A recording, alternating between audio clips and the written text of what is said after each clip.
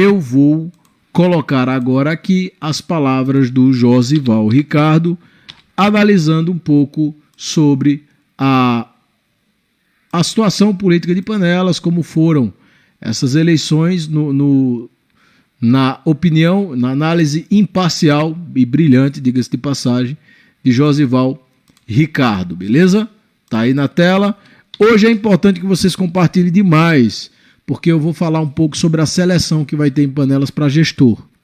Não é prefeito nem nada, é na área da educação.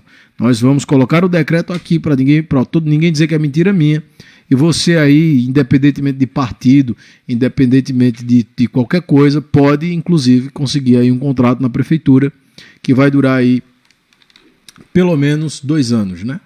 Então, vamos lá. Eu vou rodar aqui primeiro a análise do Josival Ricardo e depois nós seguimos aqui com a nossa pauta de hoje, a nossa pauta de hoje é aqui, ó. Quem determina sua alegria? Quem?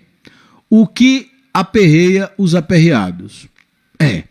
A máquina pública é auditável. A urna não é, mas a máquina pública é. Quer dizer, o Alexandre de Moraes, ministro do Supremo e meu ex-professor de Direito Constitucional, ele disse que as máquinas são auditáveis. A outra, né? Essa daqui, a Prefeitura de Panelas, ela é, e eu vou mostrar que é. A Câmara volta amanhã. A Câmara Municipal de Panelas não é um prédio. É um aglomerado de vereadores que separados nada podem fazer e que muitas vezes se juntam para decidir que nada pode ser feito. E aí, dessa forma, amanhã, como os vereadores se reunirão em Assembleia Legislativa, a Câmara estará de volta. E amanhã o presidente da Câmara já colocou aí em pauta um projeto de lei que eu acho difícil que ele me apresente os pareceres e a ata da reunião de comissão. Duvido muito, porque eu acho que atropelaram alguns procedimentos aí. Eu estou com um projeto de lei há 2 meses que o presidente não apresenta, que é a transparência da lista da valorização humana. E agora que as eleições acabaram, escutem, vão começar a botar vocês para fora. Vocês vão ver que estão tramando contra vocês, porque eles vão deixar alguns que são os partidários e cabos eleitorais de todos. Escute o que eu estou dizendo, viu? Vamos lá, então. Josival Ricardo com vocês, especialmente aqui para o café. Quero mandar um abraço para o Josivaldo, agradecer, dizer da minha admiração. Ele sabe que a admiração é verdadeira. Eu sempre comento isso com ele, inclusive no privado. E aqui eu quero agradecer e dizer que estou muito feliz aqui pelo Josival fazer parte deste programa aqui, o Café com Pierre. Muito obrigado, Josival. Avante sempre e vamos lá ver qual foi a opinião de Josival sobre a eleição 2022 para deputado federal, deputado estadual, governador e senador. Grande abraço, Pierre Loga, a você e todos que acompanham o programa Café com Política. Gosto muito de acompanhar o programa também, que tem trazido conteúdos muito bons aí nas redes sociais. Pierre, deixa eu fazer uma análise da campanha, do resultado de ontem aí na cidade de Panelas, já que o programa foca mais o município de Panelas. Olha, eu estava analisando os números, ontem nós ficamos na apuração até depois das 23 horas, através da Rádio Agreste FM, né, com o Ilamar Alves, com o Edgar Fênix, com a equipe do Erinho, da Netcel e os trabalhos técnicos do Pequeno Príncipe. E claro, a gente teve acesso a todos os números, mas eu não vou tratar de forma específica os números, eu vou falar do resultado em geral. O que nós tivemos aí em Panelas foi uma eleição bastante pesada, a gente sabe disso, tanto por parte do prefeito Rubem, quanto por parte da oposição, que é hoje capitaneada pelo empresário Jackson, e também tem o seu apoio, tem o apoio do Genilson, dentre outras lideranças da oposição. A campanha foi pesada. Eu vou fazer uma análise da campanha do prefeito com relação aos votos que ele conseguiu dar ao Danilo Cabral, candidato ao governo. E por que eu vou avaliar pelo candidato ao governo? Porque era um candidato pesado, que as pessoas não acreditavam muito que tivesse uma votação expressiva, e conseguiu ser majoritário aí na cidade de Panelas. Tanto o Danilo Cabral conseguiu ser majoritário, como também os candidatos a deputado estadual e federal do prefeito Rubem. Então o prefeito Rubem conseguiu fazer uma entrega boa nessa disputa né? Conseguiu inclusive surpreender com o seu candidato ao governo do estado e daí, claro, mostrar que está vivo nessa disputa, já que a eleição para prefeito aí em Panelas foi meio que antecipada. Mas a oposição, hoje capitaneada pelo Jackson, pelo vice-prefeito Genilson, por você e outros integrantes, também saiu muito forte nessa disputa, porque para deputado, e eu não vou avaliar governador, porque a Marília estava muito bem avaliada, né, em todo o estado. Foi uma surpresa a queda da Marília, mas estava avaliada em todo o estado, então vou tratar a oposição como pelos deputados estadual e federal. Vocês conseguiram fazer uma entrega boa também, dando 50% em média do que deu Rubem aos seus deputados. Então foi uma avaliação, ao meu ver, positiva para os dois grupos, para a situação e para a oposição. E para a oposição, mais ainda, porque existe um desafio muito maior, você brigar contra a máquina. Agora deixa eu falar de três atores importantes nessa disputa e que saíram bem menores, infinitamente menores do que o que entraram. Primeiro, o Sérgio Miranda, 4 mandatos de prefeito, já foi candidato a deputado estadual, ficou na primeira suplência, elegeu 2 sucessores, que foi o Fred Moreira Lima e a ex-prefeita Joelma, e apoiou o Raul Henri. Esteve na Rádio Agreste recentemente, pediu voto para o Raul Henri. Esperavam que ao abrir as urnas houvesse uma surpresa, e todos pensavam nisso, que o Sérgio Miranda surpreendesse com a votação para Raul Henri, para tentar se credenciar aquilo que ele disse na Rádio Agreste, que poderia sair candidato a prefeito de Panelas, depois de tecer várias críticas ao Rubem, ao Genilson e ao grupo de oposição como um todo. Então, o que acontece? Com essa votação pequena que ele teve, certamente ele não se credenciaria a isso, fazendo uma leitura do momento.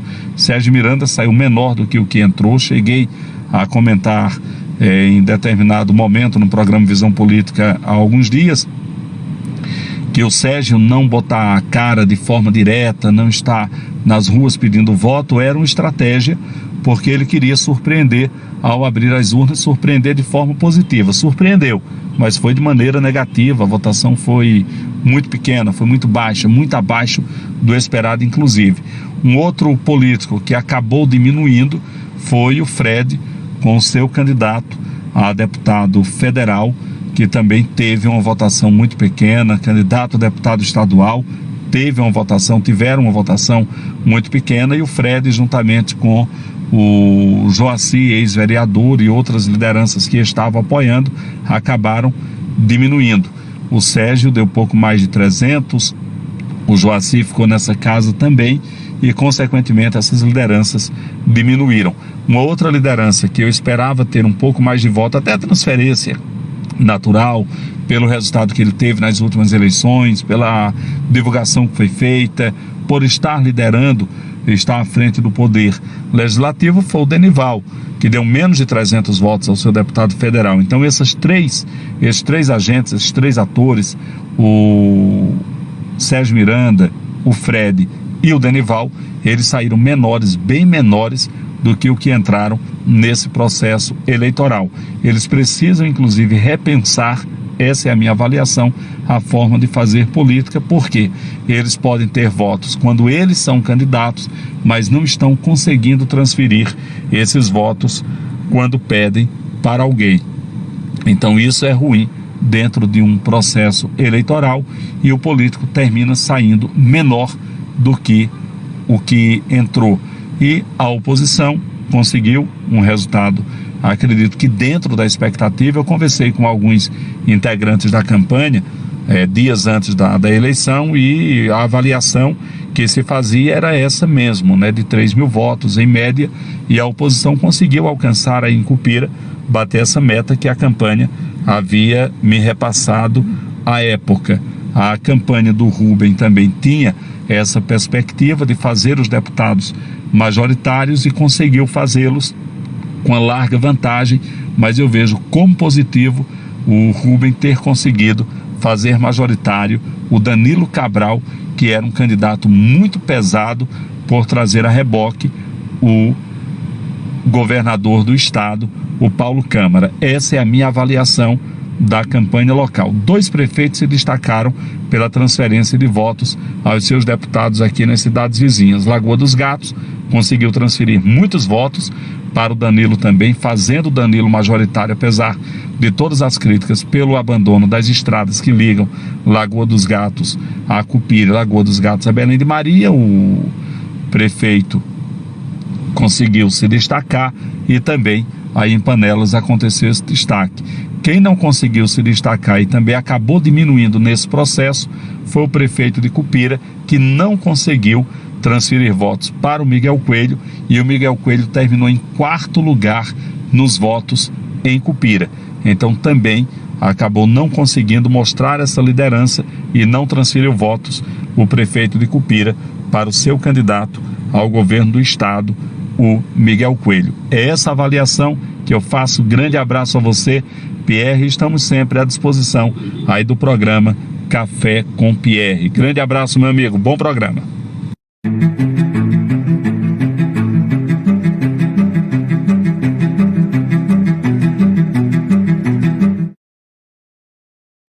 Olha aí, meu querido mestre Beto Andrade, que está nos acompanhando aí também. Essa foi a opinião do Josival Ricardo, um dos profissionais de comunicação mais respeitados aqui da nossa região e um dos grandes nomes aqui do Brasil. Josival Ricardo, que também é apresentador, né, de televisão, trabalha na Rádio Agreste FM, tem uma história maravilhosa aí de rádio, é um exemplo para a comunicação, dando a sua opinião imparcial sobre a política 2022 aqui de Panelas, e também aproveitou e deu uma sapiadazinha em Lagoa dos Gatos e Cupira. Tá aí, muito obrigado, Josival, muito obrigado de verdade, muito feliz aqui com a sua participação no Café com Pierre. Então, sigamos aqui, nenhuma observação a fazer na fala de Josival, afinal, como sempre, ele foi brilhante e a avaliação foi mais ou menos essa mesmo, para a turma que está perguntando assim, o que é que eles estão comemorando? Nós estamos comemorando metas, as metas que foram batidas. Nós elegemos uma deputada federal que só pisou em Panelas uma vez, que foi para se apresentar. Depois o Jackson, como liderança aqui do município, ele precisa, vai fazer sua campanha nas outras cidades. Aqui a gente toma conta. É mais ou menos 3 mil votos que a gente vai dar mesmo. Pronto. Meta. Batemos a meta. Até porque uma meta não é um devaneio. Não é um instrumento da imaginação. É uma coisa atingível. E aí, sabendo, partido de oposição, prefeito usando a máquina pública, endoidando, perseguindo, tentando comprar, deixando de trabalhar durante o mês inteiro, deixando de administrar, um município que dizem aí que já está quebrado por conta da má administração, da má gestão pública. Então nós sabíamos que isso iria acontecer, não é? E aí a meta era mais ou menos essa, o próprio Josival disse, conversando com a oposição antes, a oposição dizia que ia dar 3 mil votos, é a prova, não é? E qualquer um que tenha conversado conosco, a ideia era essa mesmo. E aí foi essa a avaliação de Josival Ricardo. E também dizendo que o prefeito alcançou a estimativa